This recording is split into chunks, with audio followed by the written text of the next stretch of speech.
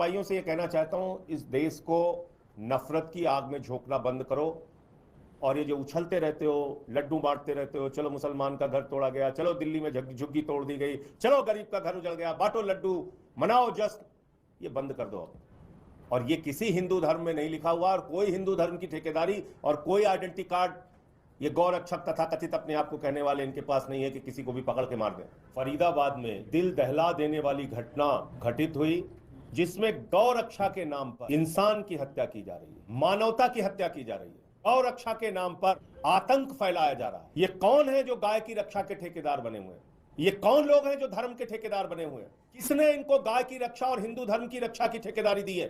देश के प्रधानमंत्री ऐसे तमाम मामलों में एक शब्द नहीं बोलते। भारतीय जनता पार्टी ऐसी हत्याओं पर खामोश रहती है। हरियाणा की सरकार ऐसी हत्याओं पर खामोश रहती है। इसका मतलब हरियाणा की सरकार इन हत्याओं को प्रायोजित कर रही है, इन हत्याओं को संरक्षण दे रही है। इन हिंसक कार्रवाइयों के पीछे हरियाणा की सरकार है, उनके संरक्षण में सब कुछ हो रहा है। 12वीं में पढ़ने वाला एक छात्र आर्यन मिश्रा, 30 किलोमीटर तक उसको दौड़ाया गया, 30 किलोमीटर तक उसका पीछा किया गया। ये तथाकथित अपने आप को गौरक्षक कहने वाले लोग, जो भारतीय जनता पार्टी और हरियाणा सरकार के संरक्षण में काम कर रहे हैं, और उसके बाद उसको पीट पीट के मार डाला। और ये कोई पहला मामला नहीं है। बंगाल के गरीब मजदूर को गुड़गांव में पीट पीट के मार डाला। हिंदू मुसलमान, हिंदू मुसलमान, हिंदू मुसलमान। बीजेपी की पूरी राजनीति इस पर निर्भर है। कितनी नफरत भरी हुई है इन लोगों के मन में। पहले मुसलमानों को मारो, उनके घर तोड़ो, फिर हिंदुओं को मारो, फिर उनके घर तोड़ो, फिर दलितों को मारो, फिर उनके घर तोड़ो, फिर आदिवासियों को मारो, फिर उनके घर तोड़ो। इस देश के लिए कोई अच्छे काम भी करने इन लोगों को।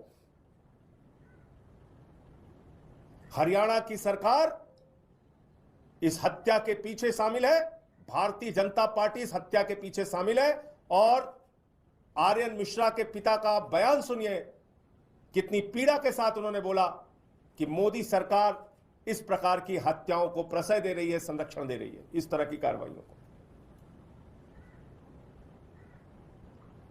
बुलडोजर संस्कृति चल रही देश में। 144 करोड़ लोग सरकारें बना रहे हैं। बाबा साहब डॉक्टर भीमराव अंबेडकर जी संविधान लिख के गए। अपराधों के लिए देश में कानून बना है, न्यायपालिका बनी है। अपराधियों को सजा देने के लिए लोकतंत्र की जगह बुलडोजर तंत्र चल रहा है। अभी एक बड़ी सख्त टिप्पणी न्यायपालिका की सुप्रीम कोर्ट की बुलडोजर के बारे में आई है। अपराध है, आप धारा के अलग अलग धाराएं हैं, उसमें आप मुकदमा दर्ज कीजिए, कार्रवाई कीजिए, सजा दिलाइए। किसी के घर पे बुलडोजर कैसे आप चला सकते हैं? और मैं बार बार कहता हूं कि बुलडोजर किसी का सगा नहीं है। यह बहुत बेवफा है बुलडोजर। यह कभी छतरपुर के मध्य प्रदेश में मुसलमान के घर पे चलता है तो भाजपाई लड्डू बांटते हैं, खुशी मनाते हैं, ए बुलडोजर चल गया, मुसलमान का घर जमींदोज हो गया। फिर काशी में चलता है, हमारे पुरातन मंदिरों पे चलता है। 300 से ज्यादा मंदिर तोड़े गए काशी के अंदर। मैं पूरी जिम्मेदारी से बात कह रहा हूं, 300 से ज्यादा इन्हीं भाजपाइयों के द्वारा बुलडोजर चला चला के वहां लोगों के घर तोड़े गए। उससे चैन नहीं मिला तो श्री राम की नगरी अयोध्या पहुंच गए। अयोध्या में 4000 घर लोगों के तोड़े, 4000 घर जमींदोज कर दिया बुलडोजर चला के। कई मंदिर तोड़ डाले वहां पे। ये देश का विकास करेंगे लोग? कहीं अयोध्या में बुलडोजर चल रहा है, कहीं काशी में बुलडोजर चल रहा है। और कितने छद्म राष्ट्रवादी हैं भाजपाई, भारत माता की जय लगाते हैं और भारत माता के मंदिर पर वाराणसी में, काशी में बुलडोजर चलाते हैं। भारत माता के मंदिर पर बुलडोजर चला दिया। नोएडा में एक त्यागी के घर पे बुलडोजर चलाया, बदले में फिर जिन लोगों ने आरोप लगाया था उनके घर पे बुलडोजर चलाया। तो क्या बुलडोजर से भला होने वाला है इस देश के लोगों का? क्या ये गौ रक्षा के नाम पे इंसान हत्या से इस देश को तरक्की मिलेगी से? लेकिन नहीं, ये सुनियोजित तरीके से कराया जाता है। अभी महाराष्ट्र की एक तस्वीर है, एक बूढ़े आदमी को कई लोग मिलकर मार रहे हैं, मुसलमान है, ट्रेन में चल रहा है भाई, हिंदू धर्म में अपने बेटी से मिलने जा रहा है, कोई इसको पकड़ के मार रहे हो। ये आर्यन मिश्रा के पिता को आज जो पीड़ा है, तकलीफ है, उनके घर वालों को, इसका जवाब कौन देगा? इसकी भरपाई कौन करेगा? नरेंद्र मोदी कि नायब सिंह सैनी, हरियाणा की सरकार, या बीजेपी? कौन करेगा? तो इसलिए गलत का विरोध करना है जो आम आदमी पार्टी करती है, किसी के साथ भी हो, दलित के साथ हो, पिछड़ों के साथ हो, आदिवासी के साथ हो, मुसलमानों के साथ हो या हिंदुओं के साथ हो। मैं आंकड़े आपको बता रहा हूं, और इससे आपको अंदाजा लग जाएगा 10 साल में 49 घटनाएं हुई गौरक्षा के नाम पे, और इसमें 55 लोगों की हत्या हुई, 93 लोग घायल हुए, और ये ज्यादातर भाजपा शासित राज्य में हुआ। 2014 से 2022 तक 172, इतना ही आंकड़ा मिल पाया, उसके बाद के आंकड़े नहीं है, मॉब लिंचिंग के मामले हुए, और इसमें 21 हिंदू मारे गए और 21 हिंदू घायल हुए, 6 दलित मारे गए, 42 घायल हुए, मुसलमान मारे गए। यह सच्चाई है मॉब लिंचिंग की। कश्मीर में आपने देखा, कश्मीरी पंडित, टीचर या बैंक में काम करने वाले जो, या बिहार के जो मजदूर वहां पे गए, उनकी हत्या हो जा रही है, इसी शासन में हुआ। तो ये जो बुलडोजर है, ये उत्तर प्रदेश की राजधानी लखनऊ में भी चला, अकबर नगर इलाका है, 1800 स्ट्रक्चर तोड़े गए, घर, मकान जो भी था, 101 के करीब दुकानें तोड़ी गईं, और इसमें ज्यादातर हिंदुओं के घर तोड़े गए, मुसलमानों के भी तोड़े गए, हिंदुओं के भी तोड़े गए।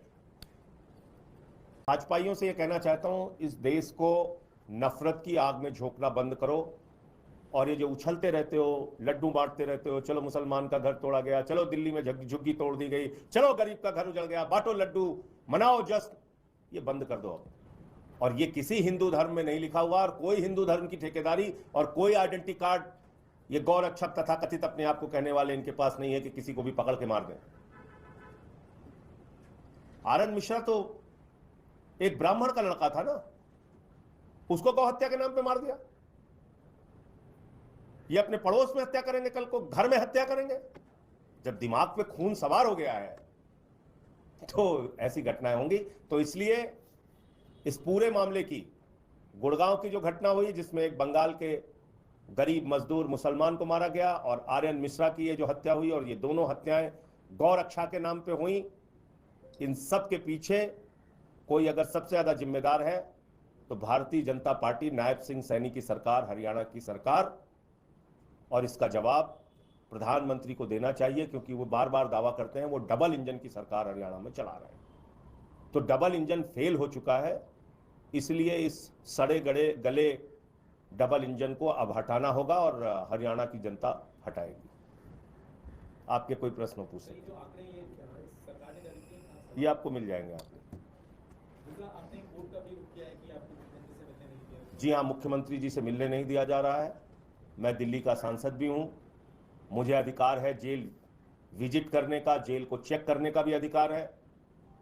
वहां की जो योजनाएं हैं जेल को लेके, जो पैसा बजट दिया जाता है उसका सही से उपयोग हो रहा है या नहीं हो रहा है, ये भी जांच करने की पावर है मुझे। लेकिन आप सोचिए कि मुख्यमंत्री जी के द्वारा मेरा नाम मुलाकात करने वालों की सूची में देने के बावजूद 5 महीने हो गए मुझे मुख्यमंत्री जी से मिलने नहीं दिया जा रहा है। इसीलिए मैं कहता हूं केजरीवाल के जेल भेजने के पीछे एक गहरी साजिश है, गहरा षड्यंत्र है, उनकी जिंदगी के साथ खिलवाड़ किया जा रहा है। आप एक सांसद को मिलने से कैसे मना कर सकते हैं? तो ये बात है।